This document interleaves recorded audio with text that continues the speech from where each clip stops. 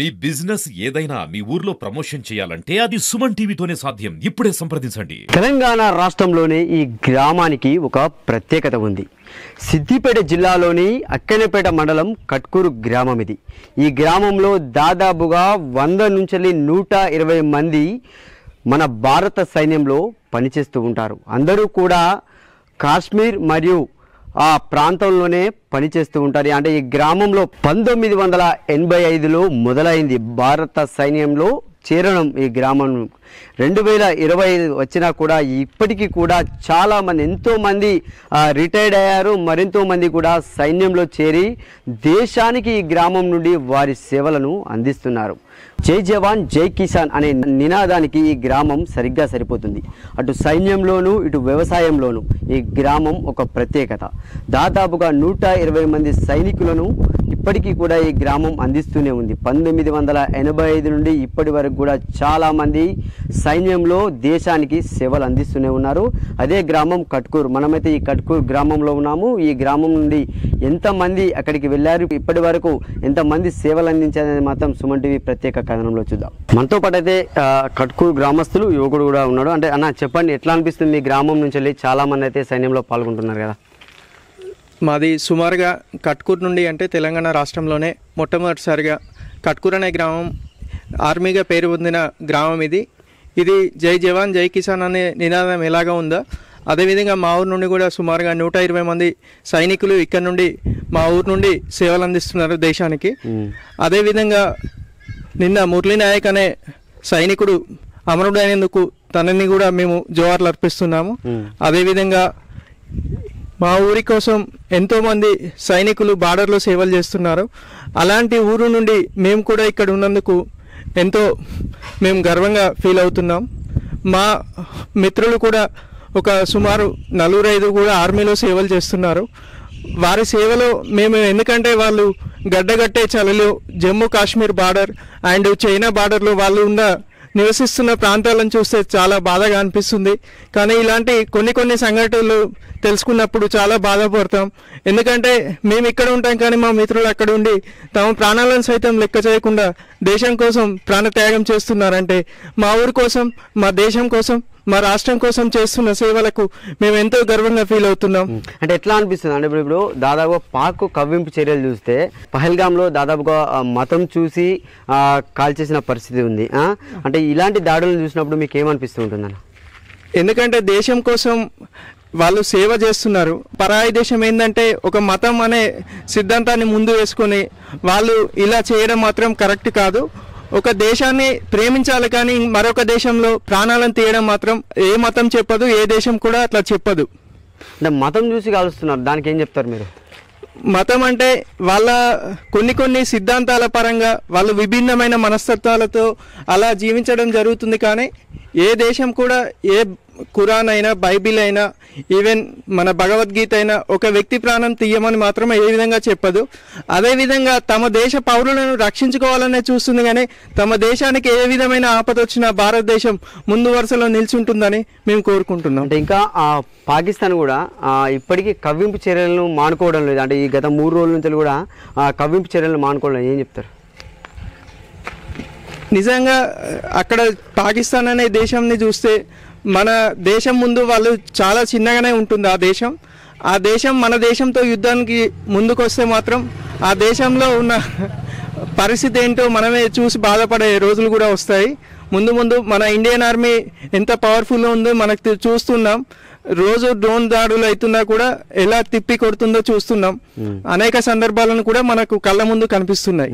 అంటే ఎట్లా అనిపిస్తుంది మీ గ్రామం నుంచి వెళ్ళి 120 మంది దాదాపుగా ఇప్పుడు బార్డర్లో కానీ దాదాపుగా 4-5 ఇప్పుడు భారత బార్డర్లో పనిచేస్తున్నారు కదా, ఎట్లా అనిపిస్తుంది మీకు ఈ గ్రామంలో ఉన్నందుకు?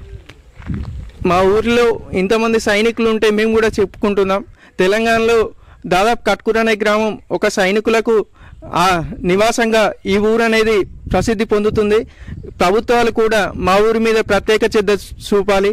వాళ్ళకి సంబంధించిన ఒకటి స్మారక స్తూపమైనా, ఈవెన్ ఒక పార్క్ అయినా ఈవెన్ ఒక జిమ్ సెంటర్ అయినా అలాంటి మా ఊరికి తెచ్చి సపరేట్ ఆర్మీ విలేజ్గా మాకు ఒక గుర్తింపు ఇవ్వాలని మేము కోరుతున్నాం. మనం ముందుగా చెప్పుకున్నట్టుగా కట్కూర్ అంటేనే ఒక ఆర్మీ గ్రామంగా కూడా దీన్ని పిలుచుకుంటారు. అంటే ఆర్మీలో పాల్గొనేటటువంటి వాళ్ళ దేశంలో కూడా వాళ్ళు ఎంతో మంది పాల్గొంటున్నారు. వాళ్ళ తల్లిదండ్రులు అయితే ఇక్కడ ఉన్నారు, వాళ్ళని అడిగి తెలుసుకున్నాం. అంటే బాబు చెప్పండి, ఎట్లా అనిపిస్తుంది మీ కొడుకు ఆర్మీలో పాల్గొంటాను కదా? మాకు చాలా సంతోషంగా ఉన్నది ఆర్మీలో ఉండడానికి. మా కొడుకు దేశ రక్షణ కొరకై ఉండాలని మేము తోల్చాం కదా. అంటే ఎట్లా అనిపిస్తుంది అక్కడ వాళ్ళు అక్కడ ఆయన ఆర్మీలో సేవలు అందిస్తాడు అంటే ఆయన పోవడానికి కారణం ఎవరు ఇక్కడ అక్కడ? దానికి కారణం మేమే. అసలు మేము తోలాలే, మనం దేశాన్ని కాపాడుకోవాలనే ఉద్దేశంతో మేము పంపించాం. అంటే ఇప్పుడు మీకు ఎట్లా అనిపిస్తుంది మీ కొడుకు యుద్ధం జరుగుతుంది కదా, ఎట్లా అనిపిస్తుంది? అయినా ప్రాణం ముఖ్యం కాదు, యుద్ధమే కంపల్సరీ చేయాలి, మన దేశాన్ని కాపాడుకోవాలనే ఉద్దేశం. అంటే ఇప్పుడు ఈ పాకిస్తాను వాళ్ళు అన్ని కవ్వింపు చర్యలు కానీ వాళ్ళు మన మీద దాడి కానీ ఎట్లా చూస్తారు దాన్ని? వాళ్ళు ఘోరంగా హత్యలు చేస్తారు, అయినా వాటిని భరించుకొని ప్రాణాన్ని తెగించి వాళ్ళు త్యాగం చేసి మనం దేశాన్ని కాపాడుతున్నారు కదా. వాళ్ళు ఖచ్చితంగా ఉండవలసిన మనుషులు, ఆర్మీ వాళ్ళకు మొక్కాలి. ఇప్పుడు అక్కడ మీ కొడుకు సేవ చేస్తాడు, మీరిద్దరు కూడా ఇక్కడ ఉన్నారు, అంటే ఏమైనా భయం అనిపిస్తుంది? మాకు సంతోషం అనిపిస్తుంది, బార్డర్ మీద ఉండి పని చేస్తా ఉంటే మాకు ఏమి కాదు, ఏదైతే లేదు, సంతోషంగా ఉంది. దేశాన్ని కాపాడి పాకిస్తాన్ ను హతమారుస్తారు కాబట్టి. అమ్మ మీరు చెప్పారు మీ కొడుకు పోయింది అక్కడికి, ఎట్లా అనిపిస్తుంది? ఏమైనా భయం ఇట్లా అనిపిస్తుందా, ఎట్లా అనిపిస్తుంది? భయం అనిపిస్తే ఇప్పుడు చేసేది ఏం లేదు కదా, మేము ఇక తోలితమే అయిపోయాయి. ఇక దేశం కోసానికే పోరాటం చేయడానికే పోయిండు కదా నా కొడుకు. ఇక అంతే, మేము ఇక నిమ్మలం చేసుకొని ఉంటాను. ఒక తల్లిగా మీరు అంటే ఎంతో మంది పిల్లలు కూడా అక్కడ వాళ్ళు చేయాలి పని, మంచిగా ఉండాలి వాళ్ళు, అందుకోసమే మేము అది చేస్తాను. మన పాకిస్తాన్ లో మన మీద దాడి చేస్తే మనం ఏం చేస్తాం, ఇక వీళ్ళు కూడా చేసేది చేస్తాను, వాళ్ళు చేసేది వాళ్ళు చేస్తాను అంతే. మీ కొడుకు అక్కడ పని చేస్తాను కదా, గర్వంగా అనిపిస్తుంది, ఎట్లా అనిపిస్తుంది? యుద్ధంలో పాల్గొంటాను, సంతోషం అనిపిస్తుంది, చేయాలి ఇక చేస్తాడు నా కొడుకు అని మాకు కూడా నిమ్మలం అనిపిస్తుంది. మన కోసానికే చేస్తాడు కదా అని అనుకుంటాం మేము. ఇప్పుడు ఫోన్ చేసిండు ఈ మధ్యలో ఏమన్నా? చేసిండు, ఇంత మునిపే చేసిండు.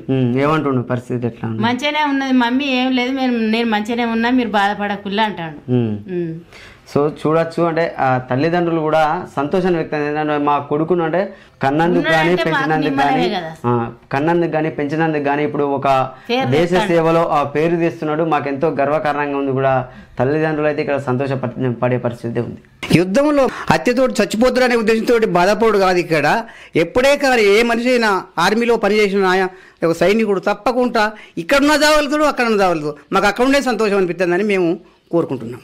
కట్కూరు గ్రామం అంటేనే ఒక ఇది ఆర్మీకి స్వస్థలంగా కూడా ఉంది. అంటే దాదాపుగా మనం చెప్పుకున్నట్టు 120 మంది వరకు కూడా ఇప్పుడు సేవలు అందిస్తున్నారు. చాలా మంది అయితే రిటైర్ అయిన వాళ్ళు ఉన్నారు. అంటే మనతో మాట్లాడేందుకు గ్రామస్తులు ఉన్నారు.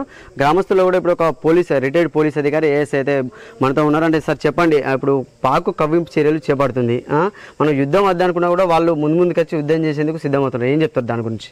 వాళ్ళు వద్దన్నప్పుడు మనం ఖచ్చితంగా వాళ్ళైనా పాల్గొన్న వాళ్ళ యుద్ధాన్ని పాల్గొనవలసిందే, యుద్ధంలో మనం పాల్గొని వాళ్ళు ఎదుర్కోవాల్సిందే. మనం ఊరుకుంటే వాళ్ళు ఊరుకోరు కదా, వాళ్ళ అందు గురించి మనం కూడా యుద్ధానికి పాల్గొనవలసిందే. ఒకవేళ ఆ ఛాన్స్ మాకు కూడా వస్తే, నేను రిటైర్డ్ పోలీస్ అధికారిగా చెప్తున్నా, నేను కూడా యుద్ధానికి వెళ్ళడానికి సిద్ధంగా ఉన్నా. అంటే మనమేమో పాక్ సామాన్య ప్రజలపై దాడి చేయట్లేదు, వాళ్ళను జనాలను కూడా ఏమనట్లేదు, కానీ వాళ్ళేమో మన సామాన్య ప్రజలపై సామాన్య వ్యక్తులపై దాడి చేస్తున్నారు, ఏం చెప్తారు దాని గురించి? ఇప్పుడు వాళ్ళు కవ్వింపు చర్యలకు పాల్పడుతుండ్రు. మనం ఓపిక పడితే మన ఓపిక అన్నది వాళ్ళకు ఇంకా ఎక్కువ హెచ్చరిక అయిపోతుంది. కాబట్టి మనం కూడా దాన్ని ధీటుగా ఎదుర్కోవాలి. ప్రపంచ దేశాలు కూడా మన వైపు అంటే మనకే సానుభూతున్నాయి ప్రపంచ దేశాలు మొత్తం. మనం ఇప్పుడు అమెరికా ఏమంటుంది, నువ్వు వాళ్ళు ఓన్లీ ఉగ్రవాదుల దాడుల వాళ్ళ విన్నే దాడులు చేస్తున్నారు, మీరు కవ్వింపు చర్యలు పాల్గొనకండి, మీరు సైలెంట్గా ఉండండి, వాళ్ళు ఉగ్రవాదాన్ని మనం అందరం వ్యతిరేకించాలని అమెరికా ఇతర దేశాలు ఇతర దేశాలు పాకిస్తాన్ చెప్పినా కానీ ఆ పాకిస్తాన్ కవ్వింపు చర్యలకు పాల్పడి మన యుద్ధానికి పాల్పడుతుంది. కాబట్టి మనం ఊరుకునే ప్రసక్తే లేదు, ఖచ్చితంగా మనం దాన్ని ఎదుర్కోవాలి. మనం యుద్ధంలో పాల్గొని వాళ్ళకు ధీటుగా జవాబు ఇవ్వాలి. అంటే మీ కట్కూరు గ్రామం నుంచి దాదాపు చాలా మంది, అంటే మీరు కూడా ఒక రిటైర్డ్ పోలీస్ అధికారి, చాలా మంది కూడా ఆర్మీలో పాల్గొంటారు, ఎట్లా అనిపిస్తుంది మీకు ఈ గ్రామవాసిగా? మేము ఈ గ్రామంలో పుట్టినందుకు మాకు చాలా సంతోషంగా ఉంది. మా గ్రామం నుండి దాదాపు ఒక 100-120 మంది ఉన్నారు ఈ ఆర్మీలో. కొంతమంది సర్వీస్ చేస్తుండ్రు, కొంతమంది రిటైర్డ్ అయినరు. మేము ఈ గ్రామంలో పుట్టినందుకు మాకు చాలా గర్వంగా ఉంది. అవసరం అనుకుంటే మేము యుద్ధానికి వెళ్ళడానికి కూడా సిద్ధంగా ఉన్నాం. ఇంకా చాలా మంది కూడా ఉన్నారు గ్రామస్తులు. అంటే మనతో పాటు మాట్లాడింది కూడా ఈ గ్రామ మాజీ సర్పంచ్ అశోక్ రెడ్డి గారు అయితే ఉన్నారు. వాళ్ళతో పాటు మనం మాట్లాడదాం. అన్న చెప్పండి, అంటే 120 మంది కూడా మీ గ్రామం నుంచి వెళ్ళి ప్రాతినిధ్యం వహిస్తున్నారు, ఎట్లా అనిపిస్తుంది? మాకు చాలా గౌరవంగా ఉంది. ఎందుకంటే కట్కూరు గ్రామానికి ఇంత గౌరవం నిజానికి కూడా మా ఆర్మీ నుంచి 80 నుంచి 85 మధ్యలో నుంచి కూడా అప్పటి నుంచి కూడా పోతూ ఇక్కడ సర్వీస్ చేస్తుండ్రు. కాబట్టి మనం ఏదో సరే చేద్దాం, యుద్ధానికి వద్దు, మనం మాట్లాడుకుంటే పరిష్కారం అవుతుంది అంటే కూడా వాళ్ళు ఆగట్లేదు. మన సామాన్య ప్రజల మీద కూడా వాళ్ళు దండయాత్ర చేస్తున్నారు. వాళ్ళు బాంబులు అన్ని వేయడం కానీ వాళ్ళు మిషన్స్ చేస్తారు కాబట్టి దాన్ని తింపి కొడతాను. కానీ ఒక్కసారి ఏందో రక్తపాతం ఏందో ఒకసారి వాళ్ళకి చూపించాలి. రక్తపాతం వాళ్ళకి మనం వద్దనుకుంటున్నాం, వాళ్ళు కావాలనుకుంటున్నాం. కానీ ఒకసారి రక్తపాతం ఏందనేది చూపించాలి అనేది కూడా మేము ఆర్మీ కోరుతున్నాం. అందరం కూడా గవర్నమెంట్ మీ అందరం కూడా వెనుకందులో ఉండి మేము చాలా గట్టిగా ఉండి మనం ఖచ్చితంగా చేయగలుగుతాం. మా ఆర్మీ వాళ్ళు మా పిల్లలు కూడా చాలా మంది ఉన్నారు, సర్వీస్ చేస్తారు ఇప్పుడు. కాబట్టి మా కట్కూరు ఎంతో గర్వకారణం. కాబట్టి మనం రక్తపాతం వద్దు, మనం శాంతియుత మార్గంలో పోదాం. మనం వెనక అప్పటి నుంచి 75 స్వతంత్రం వచ్చాక కూడా శాంతియుత మనం కోరుకుంటున్నాం. రక్తపాతం పాకిస్తాన్ కోరుకుంటుంది. రక్తపాతం అంటే ఏందో అనేది మొన్ననే చూపించడం కొంత అది ఒక 1% కూడా కాదు, 1% చూపించడం. ఇంకా ముందు కనుక మా జవాన్ నిన్న ఒక ఆయన చనిపోవడం జరిగింది, మన ఆంధ్ర జవాన్ పోయినందుకు మేము చాలా గౌరవంగా ఉంది. ఎందుకంటే మా దగ్గర నుంచి ఇంత మంది పోవడం అంటే చాలా గ్రేట్ ఇది. ఎందుకంటే మా ఊరు చాలా చిరస్థాయిలో మిగిలిపోయే విధిగా ఉంటది. ఎందుకంటే ఆర్మీ నుంచి ఆర్మీకి ఇంతమంది పోవడం అంటే చాలా చెప్పుకోదగ్గ విషయం. మా వాళ్ళు పోయినా కూడా ఇప్పటికి ఇంకా పోదామని చెప్పి మా పిల్లలు ఇంకా కూడా పోతారు. వాళ్ళు దాదాపుగా మా విలేజ్లో ప్రతి ఒక్కరు పోయిందంటే అరే అన్న ఆర్మీ పోయిండు, మనం కూడా ఆర్మీ పోవాలి. ఒక్క కొడుకున్న వాళ్ళు కూడా పంపించారు, ఒక్క కొడుకున్న వాళ్ళు కూడా పోయినరు, డ్యూటీ చేస్తారు ఇప్పటికి కూడా. కాబట్టి ఇంకా మాకు ఎంతో గర్వకారంగా ఉంది. కానీ వాళ్ళు నిజానికి కూడా మనం రక్తపాతం వద్దనుకుంటే రక్తపాతం చేస్తారు. కాబట్టి మనం ఒక్కసారి రక్తపాతం ఏందనేది ఒక్కసారి కళ్ళు తెరిచి గాడుపుతో కొట్టుకుపోతారు వాళ్ళు. మన ఆర్మీ గాడుపుకే వాళ్ళు కొట్టుకుపోవాలి. కాకపోతే ఏంటంటే చూసారు ఓపిక అనేది మనకు మన భారతీయులకు ఓపిక ఎక్కువ ఉంటుంది. మన ఓపికను సాధించలేరు. సాధించిన తర్వాత వాళ్ళకి ఖచ్చితంగా రక్తపాతం అయింది అనేది. ఓపిక పట్టినా కూడా వాళ్ళు చాలా వరకు దాడులకే పాల్పడతారు. వాళ్ళు ఓపిక పట్టినా కూడా దాడులకే పాల్పడతారు. అమాయకమైన ప్రజలను మనం ఒక్కరిని కూడా పాకిస్తాన్ వాళ్ళని ఒక్కరిని కూడా మనం ఇప్పటివరకు కూడా చంపలేదు, బాంబు వేయలేదు. ఒక అమాయకుల మీద కూడా మనోళ్ళ మీద అమాయకుల మీద బాంబులు వేస్తారు, అమాయకుల మీద కావాలని. ఎందుకంటే వాళ్ళకు చేతగానితనం అది. చేతనైతే ఒక్కసారి ఆర్మీ ఎదురుగా చూసుకుందామంటే కూడా చూసుకోవడానికి రెడీ ఉన్నారు మానవులు. కానీ వాళ్ళకి దమ్ము లేక వాళ్ళు దొంగ దెబ్బ చేయడానికి, దొంగతనంగా చేయడానికి పాల్పడుతున్నారు తప్ప వేరే విషయం కాదు. మనం ఖచ్చితంగా విజయం సాధిస్తాం. జై జవాన్, జై కిసాన్. చెప్పండి సార్, మీ వయసు ప్రకారం అప్పటి జరిగిన యుద్ధానికి ఇప్పుడు జరుగుతున్న యుద్ధం అంటే ఎట్లా చూస్తారు దీన్ని? ఈ యుద్ధాన్ని భారత్ను ఉట్టిగా మామూలుగా వెనుకబడ్డ దేశంగా మేము ఏది చెప్తే గదే అవుతుంది, మా ఉగ్రవాదులు మా దగ్గర ఉన్నారనే ఆలోచనతో చేస్తుంది. ఎప్పుడు భారతదేశాన్ని సహనాన్ని పరీక్షిస్తుంది ఆ పాకిస్తాను. ఇట్లా సహనాన్ని పరీక్షిస్తే 1971లో ఏమైందో ఆ దేశాన్ని చిల్చి బంగ్లాదేశ్గా ఏర్పాటు చేస్తున్నాం మన భారతీయులమే, మన భారతదేశమే. ఇప్పుడు కూడా మనతోటి అనవసరంగా వాళ్ళు వచ్చి కొయ్యం పెట్టుకుంటే రేపు బెలూచిస్తాన్లు కూడా ఈ ఆక్రమిత కాశ్మీర్ను బెలూచిస్తాన్ ఆక్రమించుకుంటుంది. దాన్ని కూడా వచ్చింది అక్కడి నుంచి వెళ్ళి కూడా సైన్యం. ఇప్పుడు కొన్ని పట్టణాలు ఆక్రమించుకున్నది. మేము మంచి సహనం కొద్ది ఉన్న భారతీయుల ఓపికలను పరీక్షిస్తే మీరు మీ మీద బాంబులేసి చంపుడు కాదు, నీళ్లను బంద్ పెట్టి చంపుతాము అనేది మన ప్రధాని మాట అన్నాడు. ఆర్మీలో పాల్గొనడం అలా కొడుకు కూడా ఆర్మీలో పాల్గొనండి, యుద్ధంలో పాల్గొని కూడా వెళ్ళడానికి చెప్పండి బాబు, ఎట్లా అనిపిస్తుంది మీకు మీ కొడుకు యుద్ధంలో పాల్గొనడం? గౌరవంగా ఉన్నది. నిన్న పిలిపోతే నీ ఇలా పోతాడు ఉద్యోగం అక్కడికి బార్డర్ మీదకి, ఎంతో సంతోషంగా ఉన్నదని కూడా చెప్తాడు మా కొడుకు. నాకు అంటే ఎట్లా అనిపిస్తుంది మీ కొడుకును పంపిస్తున్నారు ఉన్నది, నాకు దేశం కొరకు సేవ చేస్తాను కాబట్టి ఎంతో సంతోషంగా ఉన్నది నాకు. మీరు చెప్పండి అన్న, అంటే ఇప్పుడు కట్కూరు నుంచి దాదాపు చాలా మంది పాల్గొంటారు కదా, ఈ గ్రామస్తులు మీరు ఏం చెప్తారు? మన ఈ భారతదేశంలో మనం జవాన్గా మనం సేవ చేయాలని కట్కూరు ఒక యుద్ధ ప్రాతిపదికన రిక్రూట్మెంట్ జరిగింది. దానిలో భాగంగా ఈరోజు దేశ సేవ కోసం కట్కూరు నుంచి పోయి వీర మరణం కూడా పొందిన వాళ్ళు ఉన్నారు. ఒకరు మా నరసింహ నాయక్ అని, ఆయనకు జోహార్. ఇప్పుడు ఎందుకంటే ఎంతో మంది మనకు తెలియని అమాయకులు ఈరోజు అమరులైతాళ్ళు. దీనికి ఒకటే పాకిస్తాన్ నియంతృత్వ పాలన. దీన్ని ప్రపంచం అంతా చూస్తుంది, భారత్ని సహనం పరీక్షిస్తుంది. అయినా కానీ ఒక్క అడుగు కూడా వెనుకేయకుండా ఈరోజు పాకిస్తాన్కు చిప్పకూడు తినే పరిస్థితి వచ్చింది. ఇవాళ పెట్రోల్ బంకులు బంద్ అయినాయి, నిత్యావసర సరుకులన్నీ పెరిగినాయి. అంటే వాళ్ళే కొని తెచ్చుకొని అధోగతి పాలవుతాళ్ళు అనేది ప్రపంచ వ్యాప్తంగా అన్ని దేశాలు దీన్ని ముఖ్య కంఠంతో దీన్ని అంటే అంత జరిగినా కూడా అంత పేదరికం వచ్చినా అంత దుర్భర పరిస్థితి ఉన్నా కూడా పాకిస్తాన్ వాళ్ళు మాత్రం దాడి అనేది ఉగ్రవాదులను ప్రేరేపిస్తారు. అంటే ఉగ్రవాదులు అంటే చూస్తుంటే వీడియోలలో ఉగ్రవాదులు చనిపోతే ప్రభుత్వం అనేది వాళ్ళ ప్రభుత్వ అంచనాలతో వాళ్ళకి అంత్యక్రియలు చేస్తారు. ఈ రోజు అలాంటి పరిస్థితి ఉంది. ఈ రోజు మనం ఉగ్రవాదం పాకిస్తాన్ అనేది కాదు, పాకిస్తానే ఉగ్రవాదం. దాన్ని మనం ఏం చేస్తారంటే ఉగ్రవాదులని పక్కా పెడతారు. కానీ పాకిస్తాన్ అంటే ఉగ్రవాదం అంటేనే పాకిస్తాన్. ఇది అన్ని మనకు అమెరికా వాళ్ళు కూడా దీన్ని ట్రంప్ కూడా దాన్ని ఖండిస్తాను. ఏదైనా సహాయం చేస్తాం కానీ ఈ యుద్ధానికి మాత్రం మేము అసలే సహకరించాం. జపాన్ వంటి దేశాలు మనకు 10-15 దేశాలు మనకు అండదండగా ఉన్నాయంటే అది ఒక మన భారతదేశ ఔన్నత్యానికి ఒక నిదర్శనం. ఈ రోజు ఏది ఏమైనా కానీ అన్ని పార్టీలు ఏకమై ఇవాళ రేవంత్ రెడ్డి కూడా ఒక పిలుపునిచ్చిండు. ఎవరైనా దీన్ని అతిక్రమిస్తే వాళ్ళకు చట్టరీత్యం కాదు ఏ రకంగా అధోగతి పాలవుతాడుతోటి ఇవాళ పాత బస్తీల అందరూ మన భారతదేశాన్ని మద్దతు పలికిలంటే మన సంస్కృతి ఎంతో గొప్పతనమో దాన్ని మనం ఆలోచించాలి. దీనిలో ఒకటి ఏంటంటే మన భారతదేశం మొత్తం దీన్ని ఒక ఏదో మీడియా పరంగానైనా సోషల్ మీడియా పరంగానైనా దీన్ని అందరూ ఖండించి ప్రతి ఒక్కరు దీన్ని సోషల్ మీడియాలో పెట్టి మనం ఒక భారతదేశానికి ఒక అది జవాన్లకి వాళ్ళకు మనం అండదండగా ఉండి యుద్ధం వాళ్ళు చేస్తారు. కానీ మనం కూడా చేసినట్టుగా అక్కడ మనం ఒక అనుభూతి మనకు కూడా కావాలి. మనం కూడా ప్రేరేపించాలి తప్ప ఒక అడుగు వెనుకకేయద్దు. మనం యుద్ధం ఎందుకు చేస్తాలని అనద్దు. మనం సహనం మనం పరీక్షిస్తాలు, దానికి ఓపిక పట్టలేము. దానికి స్థావరాల మీద దాడి చేస్తారు.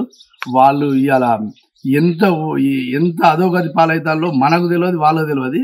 రేపటి ఇంకా తెలుస్తుంది. ఇంకా మనకు పూర్తి వివరాలు ఇంకా తెలియరాలేదు. మన కట్కూరు నుండి కూడా పాల్గొన్న వాళ్ళ వివరాలు కూడా కొన్ని గోప్యంగా ఉంచిళ్ళు. ఎందుకంటే వాళ్ళు ఎక్కడున్నారు ఏం కదా అనేది నిన్న నేను తెలుసుకుంటే కొన్ని గోప్యంగా ఉంచుతాం మేము, తర్వాత మీకు చెప్తాము అది అన్నారు. ఎందుకంటే ఏమన్నా ఇక్కడ వాళ్ళు పేరెంట్స్ ఇబ్బంది పాలవుతారని కొద్దిగా అడ్జేస్తాళ్ళు. నిన్న నాకు అడిగినా కానీ నేను అది వాళ్ళు చెప్పలేదు. దీనికి కట్కూరు తరపున భారతదేశానికి పూర్తి సహకారం ఉన్నదని మేము ఒక గౌరవంగా చెప్పుకుంటున్నాం.